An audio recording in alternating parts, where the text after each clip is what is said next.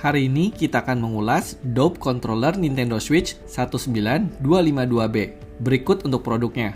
Dikemas dalam kardus standar cenderung tipis, kemasannya menjadi lebih mudah tertekan. Meski demikian, segel stiker bulat lengkap pada sisi atas sampai bawah untuk menjamin keaslian produknya. Buka pada sisi bagian atas, dan controller langsung dapat ditarik keluar.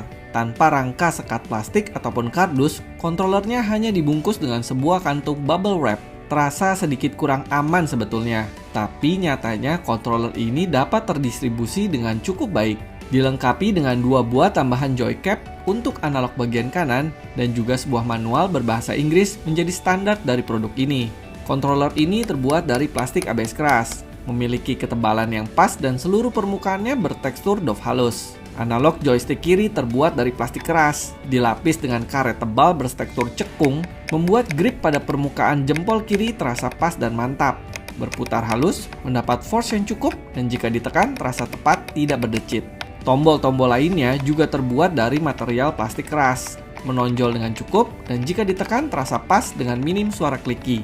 Tombol trigger dibuat dengan cukup baik, mendapat cukup force, berada pada posisi dan bentuk cekung yang pas. Satu hal yang saya rasa paling baik dari tombol-tombolnya adalah tombol D-pad. Ketepatan pada tekanan yang padat terasa sangat pas di ujung jari. Analog kanan mendapat 3 opsi untuk disesuaikan. Joy cap plastik berbeda tinggi dan bentuk berwarna orange. Untuk menggantinya, cukup ditarik dengan sedikit tenaga. Dan kemudian pasang joy cap yang kalian rasa paling sesuai. Sayangnya, tidak ada lapisan karet untuk menambah grip pada joy cap ini.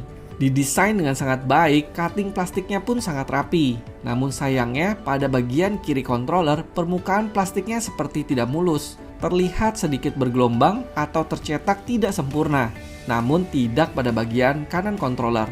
Pada bagian belakang controller memiliki tekstur kasar untuk mendapatkan grip yang lebih baik. Dan pada bagian slot Nintendo Switch dilapis dengan sejenis bahan kain tebal agar Nintendo Switch tidak baret pada saat dipasangkan ataupun dilepaskan. Port tipe C-nya menempel kuat dan tidak goyah. Tanpa baterai dan tanpa charge, power yang dibutuhkan oleh controller ini diambil langsung ke bodi Nintendo melalui port tipe C. Untuk cara pasangnya, cukup masukkan bodi Nintendo dari bagian atas controller, lalu geser ke bawah sampai terhubung dengan port tipe C. Dengan penahan pada kanan dan kiri controller, membuat Nintendo Switch menempel dengan sangat kuat dan tidak mudah terlepas. Pastikan setting Pro Controller Wide Communication sudah dalam posisi on, maka controller akan langsung terbaca dan dapat digunakan. Controller ini menghadirkan beberapa fitur di dalamnya, seperti fungsi getar pada kedua bagian controller, motion sensor gyro, analog kanan yang dapat diganti-ganti, sampai tombol turbo untuk membuat continuous mode pada salah satu tombol. Tidak lupa tambahan port tipe C pada bagian bawah controller, memungkinkan Nintendo tetap dapat di-charge pada saat digunakan. Posisinya yang lebar dan bentuknya yang ergonomis membuat feel bermain dalam mode handheld menjadi lebih menyenangkan. Semua tombol dan fitur yang ditawarkan berjalan dengan sangat baik. Persis seperti menggunakan Joy-Con pada mode handheld, hanya saja dengan tombol-tombol dan posisi tangan yang jauh lebih baik. Detail kecil juga diperhatikan oleh Dope untuk controller ini, seperti lubang pada bagian belakang bodi Nintendo untuk aliran udara, sampai potongan dalam plastik tepat pada bagian keluar masuk cartridge game. Dengan panjang sekitar 30 cm, lebar 12 cm, titik tertebal 6,5 cm, dan berat sekitar 350 gram, membuat controller ini pas di tangan, namun juga terasa cukup berat. Saya pribadi merasa tidak terlalu nyaman saat harus menggunakan controller ini lebih dari 1,5 jam. Namun di luar itu, saya rasa controller Dope ini benar-benar layak untuk dibeli bagi kalian yang menyukai bermain Nintendo Switch dalam mode handheld dan memerlukan fitur yang sama dengan Joy-Con, namun dengan feel bermain yang lebih baik. Kuncinya, seberapa penting fitur gyro dan getar kalian butuhkan dalam mode handheld, karena fitur-fitur inilah yang menambah berat total dari controller.